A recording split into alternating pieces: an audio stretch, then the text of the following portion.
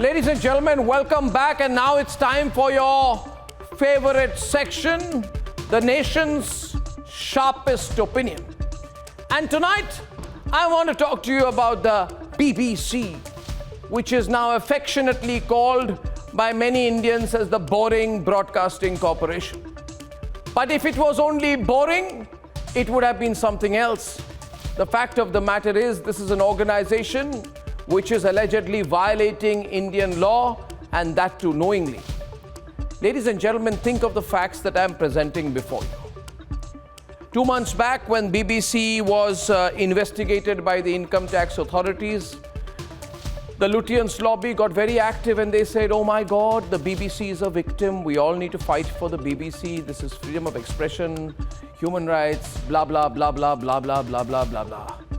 But today, when there is an enforcement directorate case being registered against the same BBC for foreign exchange violations, for violating provisions of the Foreign Exchange Management Act of FEMA, for violating India's FDI, foreign direct investment rules, nobody, including the members of the lobby and the editors Guild of India, said anything of any purpose on any length. Do you know why? Because they've realized that the BBC is probably a very guilty party and that it has done things which cannot be defended. Viewers, I've been sending a lot of mails from our organization. We've been sending mails asking the BBC some questions, some very detailed questions. And any media organization with the slightest sense of responsibility or ethics would have responded to us, explained in detail, accepted or denied, or at least been willing to face Republic. The fact is, the BBC, it appears from the nature of their replies right now, is not ready to face the questions of Republic. I have several questions tonight. And my questions here are a few of these questions that I have on the nation's sharpest opinion. Question number 1. Did the BBC knowingly violate rules of foreign direct investment in India? Was the BBC fully aware that FDI rules had been changed in 2019 and therefore it was not possible for foreign entities to control more than 26%? In news organizations, did the BBC deliberately do that? Did they try to break the law? Is it true that their own lawyers told them that they were breaking the law? Is it true that their own auditors told them that they were breaking the law? Were internal emails exchanged within the BBC, within their top executives in Delhi and in London, where they accepted that they had delayed complying with the Indian law? Did they also tell each other, let's just wait and see, let's not comply with the law?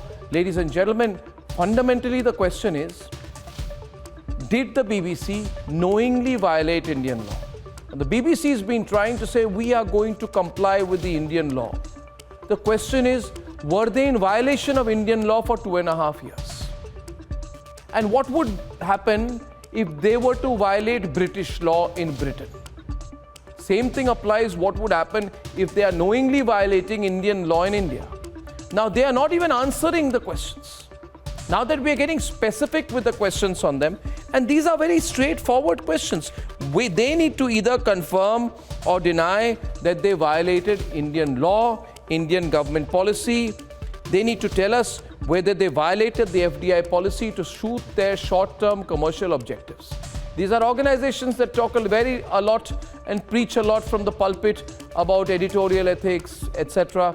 But when it comes to applying the basic standards of ethics on themselves, where exactly does the BBC stand? Was the BBC in stark contravention of Indian laws? And does that not amount to what in simple English would be called an act of blatant illegality? Does the BBC support the illegality? Does the BBC try and justify or condone the illegality? Was an internal document circulated within the BBC in which they spoke about, quote unquote, ownership and control? Was such a document circulated in August 2022? Did the document reveal that the BBC's auditors, the BBC's lawyers all agreed that the BBC had failed to comply with India's new FDI policy? Viewers, let's now go back to the basic question. Does the BBC think it is above Indian law? That's what it comes down to. Unfortunately, we have a lot of Mir Jafars in our country. a lot of turncoats in our country, a lot of anti-nationals in our country who believe that certain organizations must be allowed to violate the law. These are people who justify and rationalize acts of illegality. The BBC needs to tell us, did they knowingly or unknowingly break the rules? Even if they unknowingly broke the rules, there can be no leeway given to them.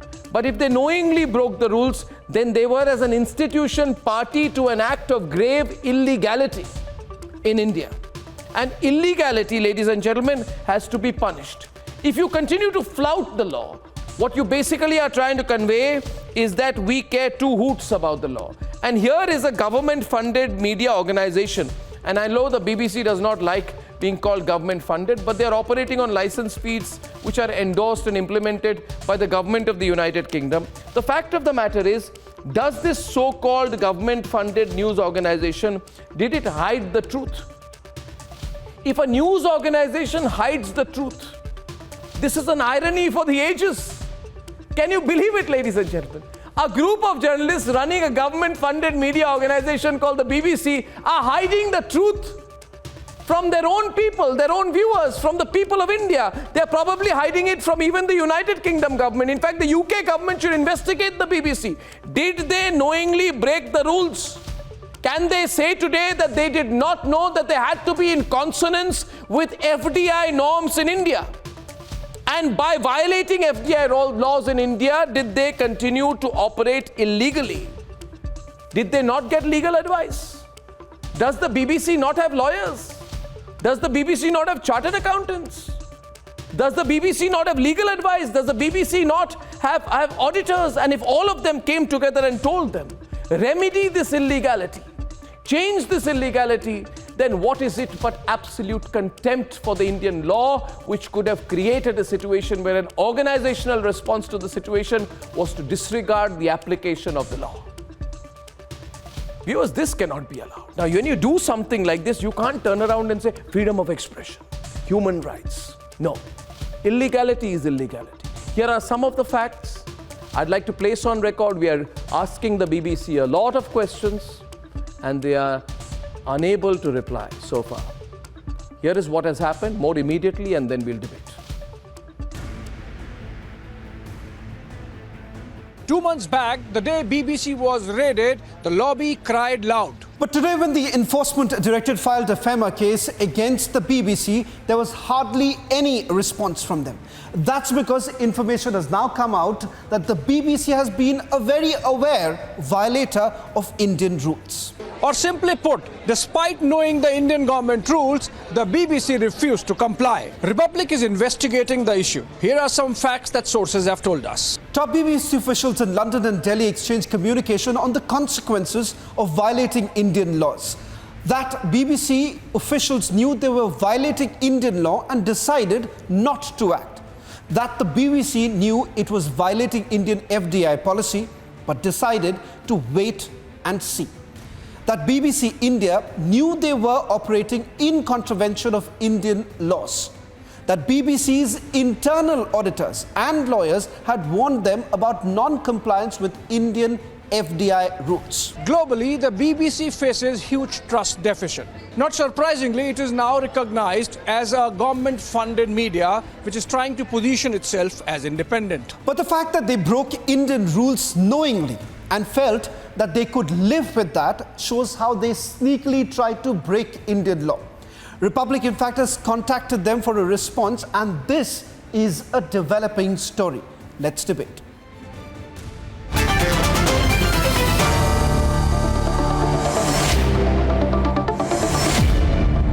Abhishek